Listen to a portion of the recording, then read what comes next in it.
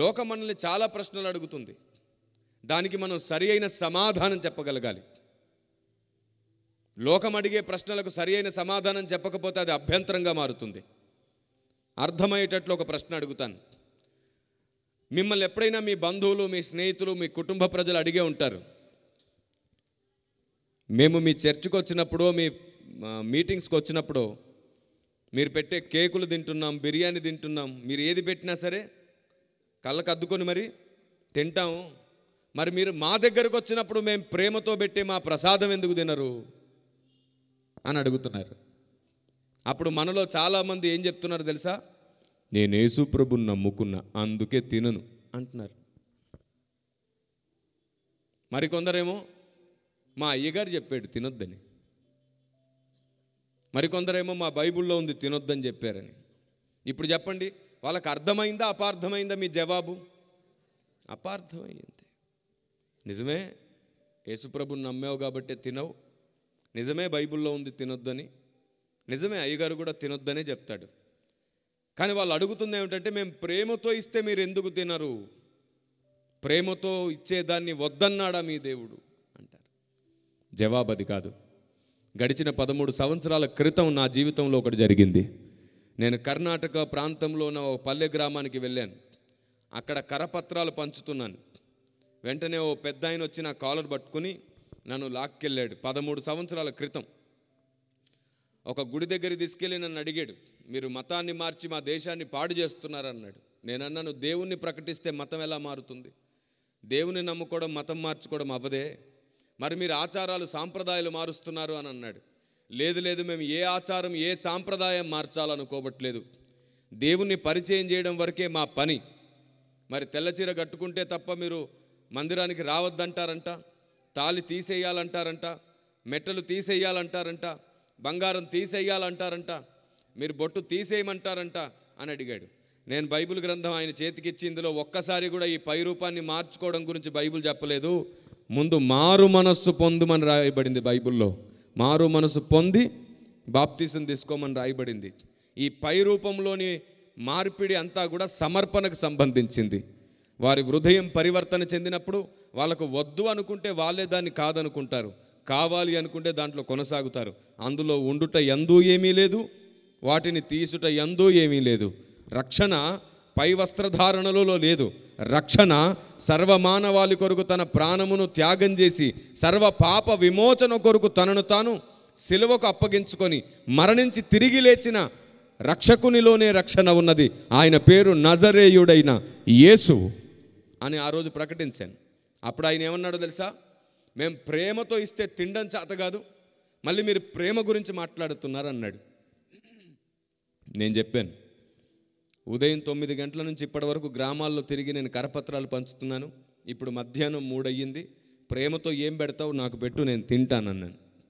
వెంటనే ఆ పెద్ద ఆయన, అయితే ఒక్క నిమిషం ఇక్కడే ఆగు అని పక్కనే ఉన్న గుడిలోకి వెళ్ళాడు. గుడిలోకి వెళ్ళి ఇంత పెద్ద కొబ్బరి ముక్క తీసుకొచ్చాడు, తిను అని చేతికిచ్చాడు. అప్పటి వరకు ప్రతి మాటకు జవాబిస్తూ వచ్చానా, ఎప్పుడైతే ఆ ముక్క నా చేతిలోకి వచ్చిందో నా చేయి వణకడం ప్రారంభించింది. ఎందుకంటే బైబిల్లో డైరెక్ట్గా రాయబడింది, బలిగా అర్పించినది కానీ నైవేద్యముగా సమర్పించిన దాన్ని కానీ తినకూడదు అని.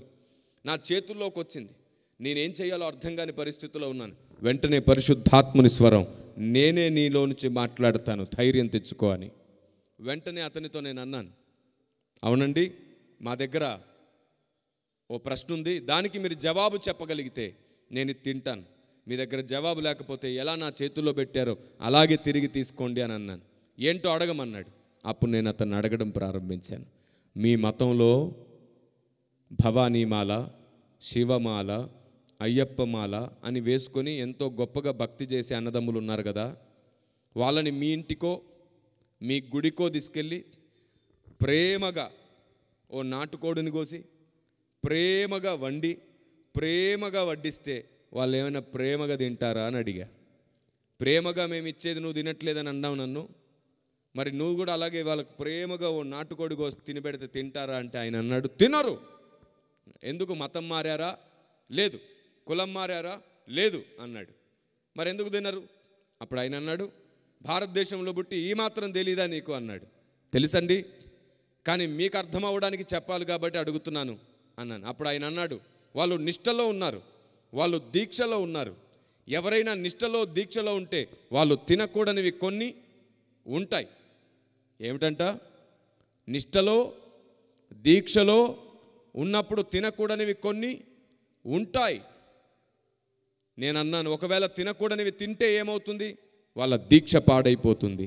మరి పెట్టినోడికి తినకూడనిది పెడితే వాడికి శాపం వస్తుంది అన్నాడు.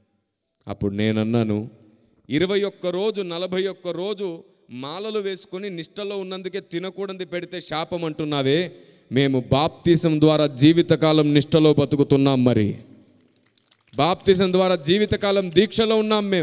మేము తినకూడనివి కూడా కొన్ని ఉన్నాయి. ఏదైనా ఒక రూపం ముందు పెట్టింది కానీ, బలిగా అర్పించింది కానీ మేము తినకూడదు. అది మా నిష్ట. నీ ఇంటికి పిలిచి ప్రేమతో కారంతో పెట్టినా సరే నీతో కలిసి ప్రేమగా తింటాం. మేము నీ ఇంటికి పిలిచి కారంతో పెట్టినా తింటాం. మాలలు వేసుకున్న వారు నిష్టలో ఉన్నందుకు కొన్ని తినకూడదు అని ఎలాంటి నియమం ఉందో, నమ్మి బాప్తీసం పొందిన వాడు కూడా 2 రకాలుగా ఉన్న వాటిని తినకూడదు. ఒకటి బలిగా అర్పించింది, రెండోది నైవేద్యముగా సమర్పించింది తినకూడదు. ఇది నిష్టకు సంబంధించింది మాత్రమే, మతానికి సంబంధించింది కాదు, విశ్వాసానికి నిష్టకు సంబంధించింది. అప్పుడు ఆ పెద్ద ఆయన ఏమన్నాడు తెలుసా? బాబు నన్ను క్షమించు, నిష్టలు పాడు చేయకూడదని మా దేశం నా పెద్దలు నాకు నేర్పించారు. నా పెద్దలు నేర్పించారు, ఎవరి నిష్టలు పాడు చేయకూడదు అన్నాడు. అప్పుడు నాకు సంతోషం అనిపించింది, ఇలాంటి ఒక గొప్ప దేశంలో నేను పుట్టాను అని.